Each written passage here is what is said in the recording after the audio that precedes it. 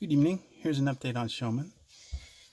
Alright, so you can see I've done quite a bit of coloring, but staying true to the nature of the carvings that I do very little coloring for the most part. All of this is approved by the owner, and he likes what he sees so far.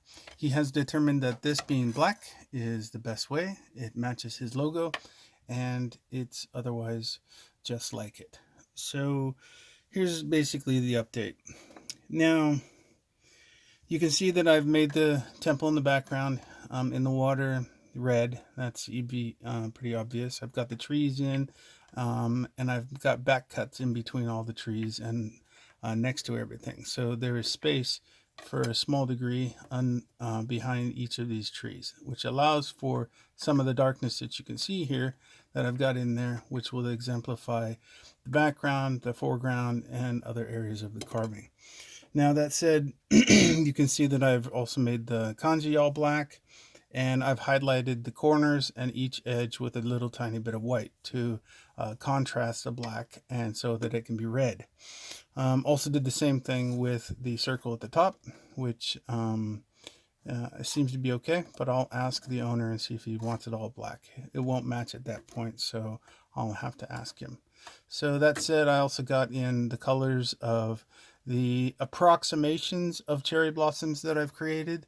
So obviously each one of these in basswood cannot be created with, I believe, 5 petals, so that really couldn't be done. But an approximation of what cherry blossoms look like should be just fine.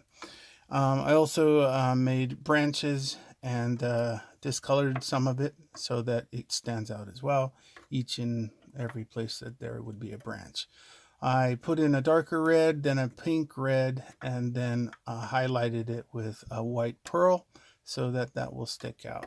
Got the centerpiece red, just like his logo. In addition, I have put it in quite a bit of shadowing, not only on the mountainside, a little bit of white as well, but not too much. It really should not outdo the main piece, which is, the urigarami, which is elbow, lock, and throw.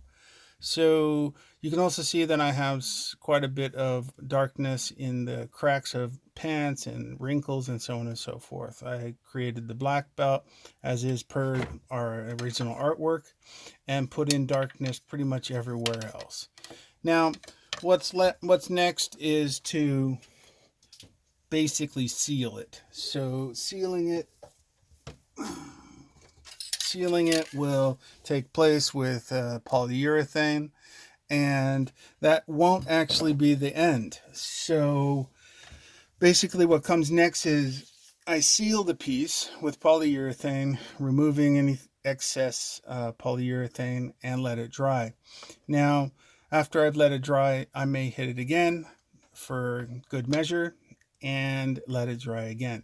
At that stage, basically when it dries, I have a really good piece to work with because the polyurethane has sealed the piece and allows me to go back in and work with it without getting any part of it dirty. So I'll be able to remove too much shade or put in a little more or what have you in order to get the piece just right. Also, once I've sealed it, at least with this particular wood, basswood, the grain will rise and that will lift a lot of the debris upward, and that will have to be cut away, and then I'll have to seal again.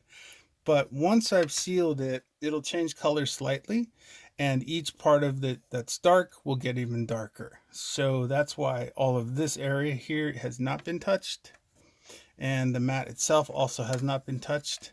I could put a typical green look. For most tatami is green, a lot of it's red, some of it's blue, but what we are used to, at least in Yoshinkan Aikido, is, the green mats. So I haven't asked the owner, but he probably has greens. So I could make it green, but at this point, I think it's better without it. Too much color is, too much color. So I'll have to ask and see if he wants it. If he wants it, I'll sand it all, the finish off, and redo it. But at this stage, it has not been finished, and that will be my next step. Again, after the finish is applied, the grain will rise. I'll have to go in and cut out debris that's either visible and not visible at the point, because it will rise and it will become visible. I will then make adjustments, and I won't have to worry about dirt. Up until now, you haven't seen me removing all the dirt, but I lean over here while I'm working on this. I lean on this while I'm working on that. I lean everywhere while I'm working on something, and it gets dirty.